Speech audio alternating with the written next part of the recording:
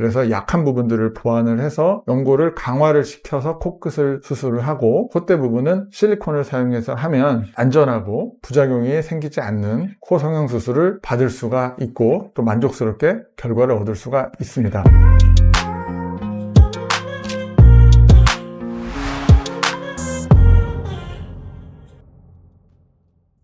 안녕하세요. 25년째 코만 수술하고 코만 생각하는 코박사 안태환 박사입니다. 유튜브를 통해서 만나게 돼서 너무 반갑습니다.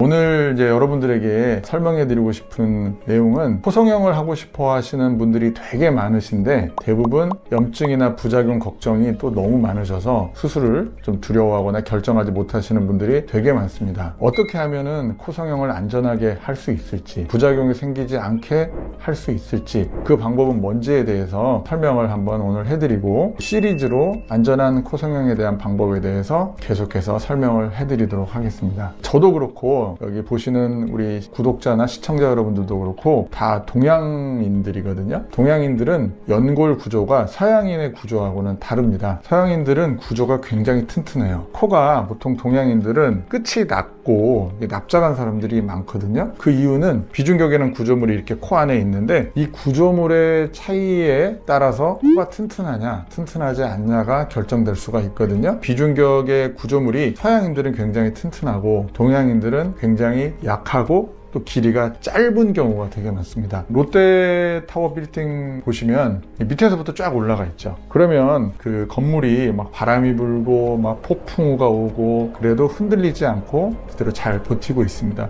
반면에 건물이 아래쪽이 약하면 이거는 무너질 수밖에 없거든요. 동양인들의 코는 구조가 아래쪽이 약한 구조를 갖고 있어요. 그렇기 때문에 다치면 잘 무너지고 발육이 안 돼 있기도 하고 그쪽 부분이 약하니까 코가 높지 않고 이렇게 낮은 상태로 돼 있고 코 안의 연골이 이 CT에서 본 것처럼 한쪽으로 휘는 비중격 망곡증이라는 질환이 동반되어 있는 사람들이 서양인보다 훨씬 더 많습니다. 우리가 이제 통계적으로 보고될 때 한 3분의 2 정도가 비중격 망곡증이 동반된 것으로 그렇게 보고가 되고 있습니다. 그러면 우리가 이제 첫 번째로 안전하게 코 성형을 하고 싶다. 그럴 경우에 어떻게 하면 안전하게 코 성형을 할 수 있을지에 대해서 제가 설명을 해드리겠습니다. 코는 구조물이 위에 3분의 1은 뼈로 되어 있고 아래 3분의 2가 연골입니다. 보통 우리가 코 성형을 할 때 실리콘을 넣는다 이렇게 생각을 하는데요. 쉽게 말하면 우리가 이제 발굴하는 작업이나 이런 걸 보면 아마 500년, 1000년 돼서 발굴을 해도 우리가 일반적으로 해골이라고 하잖아요. 이런 형태로 우리가 뭐 1000년이 돼도 남아 있어요. 그러니까 결국은 이 뼈가 있는 데에는 보형물을 놔도 잘 버틸 수가 있습니다. 문제는 이 부분이에요. 이 연골 부분이 버티지를 못하는 거죠. 그래서 안전하게 코 성형을 하려면 뼈 있는 쪽에는 보형물을 넣어서 코를 세울 수가 있고 이 연골 부분 쪽은 보형물을 넣지 않고 연골로만 수술을 해야지 안전하게 이제 코 성형 수술을 할 수가 있습니다. 요즘 이제 뭐 비중격으로 코 성형하는 것들이 굉장히 붐을 이루었다가 지금은 또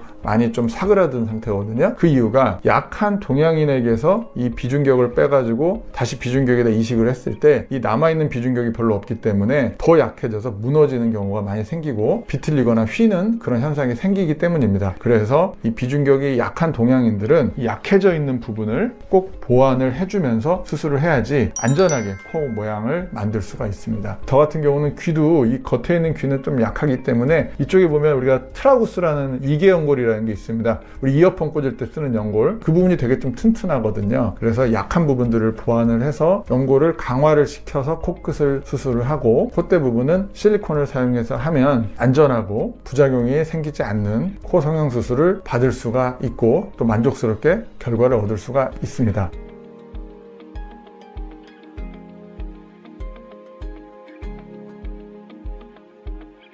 이런 질문들을 많이 해요. 실리콘 부작용은 전혀 그렇게 하면 생기지 않느냐. 실리콘 부작용이 생기는 분이 있기는 합니다. 어떤 의미냐면 대부분 없지만 뼈 쪽에 실리콘이 딱 압착이 안 될 경우에 부작용이 오는 경우들이 생길 수가 있어요. 그런 경우에는 대체품으로 사용하는 게 진피지방이나 자가늑연골 그런 것을 사용해서 수술을 하기도 합니다. 정리하면 안전한 코 성형을 하기 위해서 뭘 해야 되느냐. 우선 우리는 동양인이기 때문에 약한 연골 부분을 보완을 해야 되고 약한 연골 부분은 이물질을 쓰지 말고 연골로 수술을 받아야 된다. 만약 실리콘을 넣고 싶으면 이 뼈가 있는 콧대 부분만 실리콘을 넣어서 수술을 받으면 대체로 97~8%는 안전한 코성형을 받으실 수가 있습니다. 좋은 정보 되셨으면 하고요. 또 저는 다음 시간에 또 뵙도록 하겠습니다. 감사합니다.